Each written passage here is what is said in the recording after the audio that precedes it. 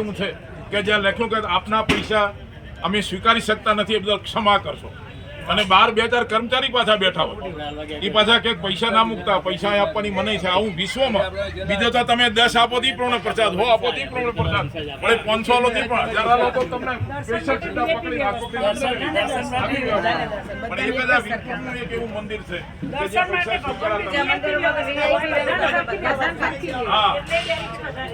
અને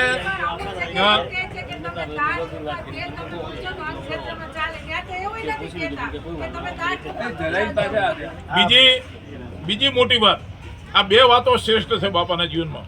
એક તો આ મંદિરની આ પૈસાની વાત કરીએ અને બીજી વાત કોઈ પોતાના જીવનમાં પોતાની પત્ની કોઈ વ્યક્તિને અર્પણ કરી દે સેવા માટે એવું દુનિયામાં ક્યાંય સાંભળ્યું. જલારામ બાપાએ ઉદાર મનથી તરત વીરબાઈ માને ઈશારો કર્યો અને વીરબાઈ પણ હિચકચાટ વગર તરત હા પાડી કે હું જઈશ એમની જોડે અને ગયા ને ખુદ ભગવાન આવેલા.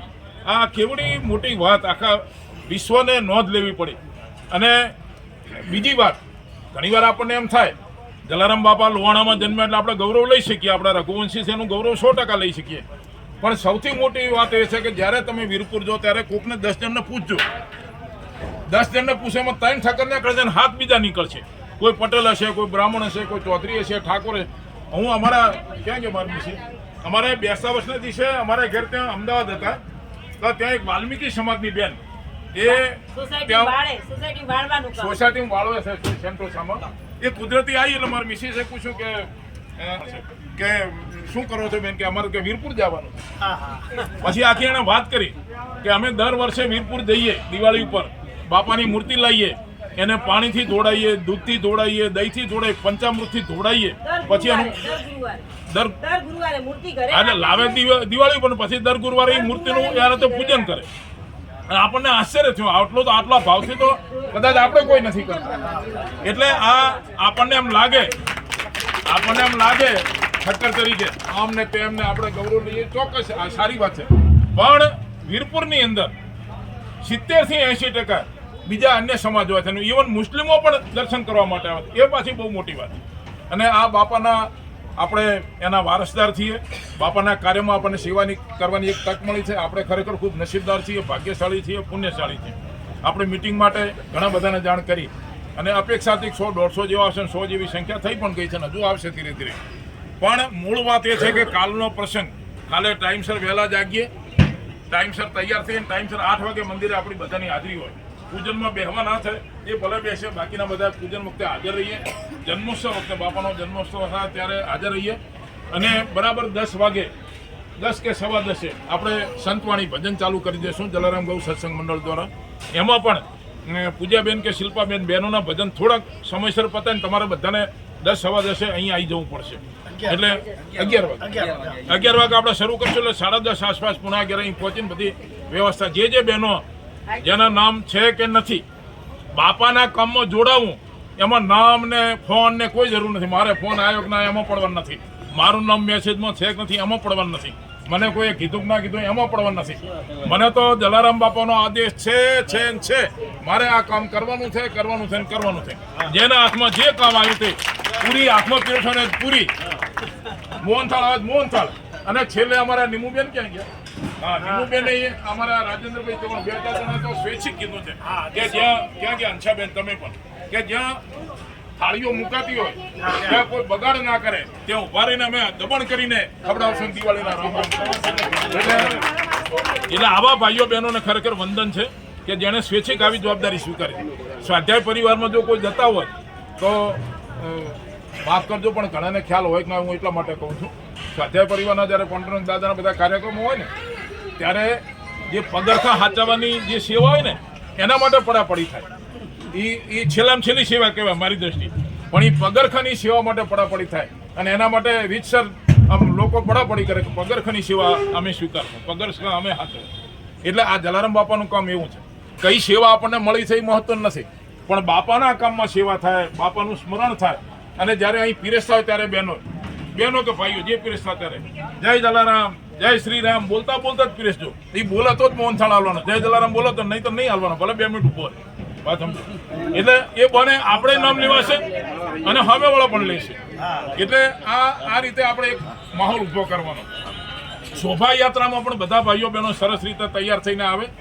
નગર યાત્રા જ્યારે થાય ત્યારે 2-4 જગ્યાએ કેમ્પ પણ ગોઠવેલા છે. લગભગ પહેલો કેમ્પ તો ઇન્ટરનેશનલ લોહાણા મહિલા મંડળનો છે, એ પછી આપણો વાગડ સમાજનો છે, થરી સમાજનો છે, પારકર સમાજની પણ ચર્ચા ચાલે છે. એટલે જ્યાં જ્યાં જે ગોઠવાય છે, પણ એમાં પણ ક્યાંય પડાપડી ના થાય, જે વ્યવસ્થા કે જે કંઈ આયોજન હોય એમાં આપણે સહકાર આપીએ, બગાડ ના થાય. માનો કે આઈસ્ક્રીમ હોય ને આઈસ્ક્રીમની ઉપરનું જે રેપર હોય એ ગમે ત્યાં ફેંકી દેવાનો હોય ને, એક બાજુ સાઈડમાં ક્યાંક એ રીતે આપણે ફેંકીએ જેથી કોઈ લપસી ના જાય કે બજારમાં કચરપટ્ટી ના થાય.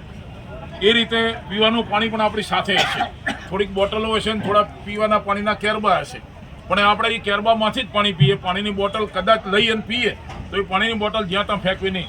બજારમાં ઘણી જગ્યાએ ડસ્ટબિન ગોઠવેલા હોય છે, ક્યાંક આડાવડો જોઈને પણ એ ડસ્ટબિનમાં ફેંકીએ એટલે કોઈને પગમાં ના આવે, કોઈ તકલીફ ના થાય.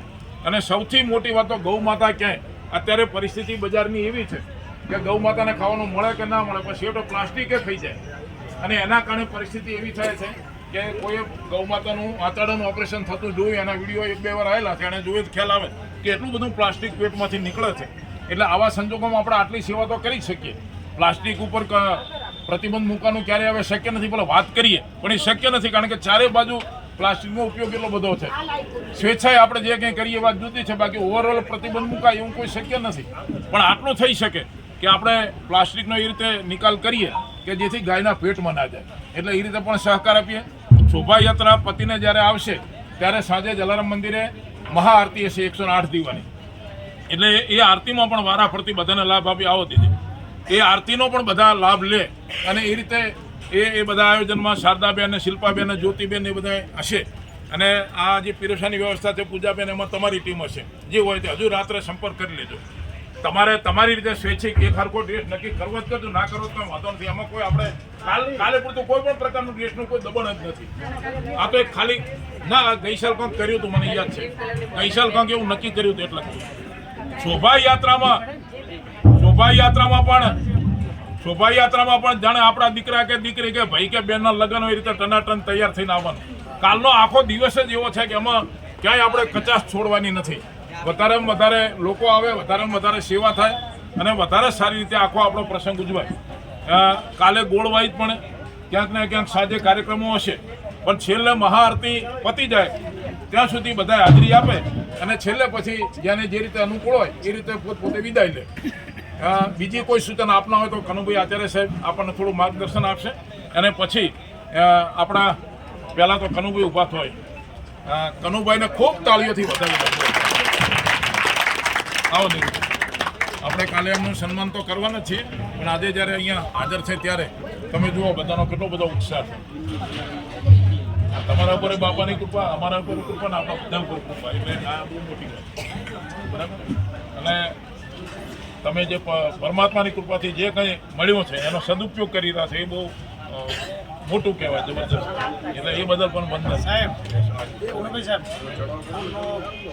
કનુભાઈનું એવું કહે છે કાલે રથમાં એમને બેસાડવાના બગીમાં, 2 બગી એમની જ રાખવાની. એમ આવું આમનું કનુભાઈ એમની કોઈ ના નથી તો જેમ ચંદુભાઈના હતા ને એમ એમના 2 રથ એમના જ રાખવાના. સાહેબ હવે બધાની લાગણી અને માગણી અને ઈચ્છા એવી છે કે ગઈસાલ જેમ મને કે ભોજનનો ચડાવો, ભોજનનો સહયોગ ચંદુભાઈનો હતો અને બગીમાં બેવાનો ચડાવો પણ એમણે લીધો હતો. એટલે કનુભાઈને વિનંતી કરી કે થશે બધું, આમાં કોઈ બહુ ચિંતાનો સવાલ નથી. અને કનુભાઈ આપણી બધાની વાત સ્વીકારીને કાલે એ વાતમાં પણ સાથે રહેશે એવી ભગવાને બસ બરાબર બધાની હાથ બધું સારું છે. એટલે આ રીતે મૂળ વાત એ છે, હું એ જ કહું છું કે પૈસા હોવાના આટલું સરળતાથી સ્વીકારીને દરેક કાર્યમાં સાથે જોડાવું એ મેં હમણાં વચ્ચે અમારે ક્યાં ગયા ભાઈ કાલે પરમ દિવસે મેં શશિકાંતભાઈ આપણી જોડે વાત થઈ, તમે ઉદયપુરથી મને લાગે આવી ગયા રસ્તામાં ચંદુભાઈને આમ સાહજિક ફોન કર્યો દિવાળીના રામ રામ કરવા, આપણે ચંદુભાઈ અંબાલાલ ઠક્કર. મેં કીધું રામ રામ, નવાબરાના આમ તો બધી વાત કરી.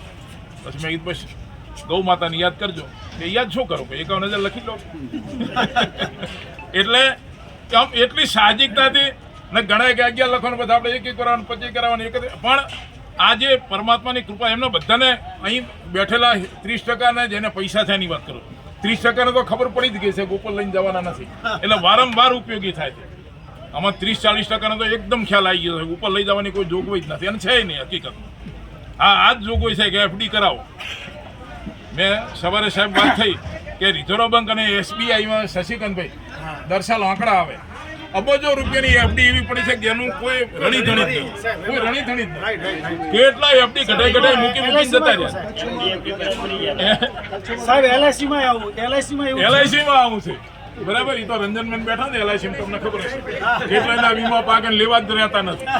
એટલે આવા સંજોગોમાં હું એમ નથી કહેતો જેને જે સગવડ હોય પ્રમાણે આપણે બહુ વાપરી નાખવાની વાત, પણ જેની જે યોગ્યતા કે સગવડ હોય પરમાત્મા જે આપ્યું અને 5% 10% જે નક્કી કરો એ પ્રમાણે જીવનનું એ પ્રમાણે થોડું વાપરતા રહ્યું. અને નહીતર અચાનક મૂકીને એની વાપરશે બીજા, અને કેટલુંક તો મળશે નહીં આપણને કે ક્યાં પડ્યું છે. એટલે અને FD મને કોઈ ઘટાઈ લ્યો તો ધ્યાન દોરજો હગાવાલાને, એટલે ક્યાં વટાવી એની ખબર પડે. એટલે આવા સંજોગોમાં એક સરસ કાર્ય આવતીકાલે આપણે કરવાના છીએ. ત્યારે આચાર્ય રવિનાબેન આવી ગયા, બધા મંજુબેન રેડી છે. બહેનોને કંઈ કહેવું હોય તો કહો. આપણે ગુરુજી, આપણા પ્રમુખ જલારામ મંદિરના આચાર્ય સાહેબ, આશીર્વાદ આપો ને સાહેબ. જય જલારામ. આમ તો બંધુ સાહેબે લગભગ બધી જ વાત કરી નાખી છે, પણ બે વાત જે કરીને એટલે મને વચ્ચે કહેવાનું મન થયું એવી વાત. એક તો એમણે કહ્યું કે મુસ્લિમો પણ માને છે.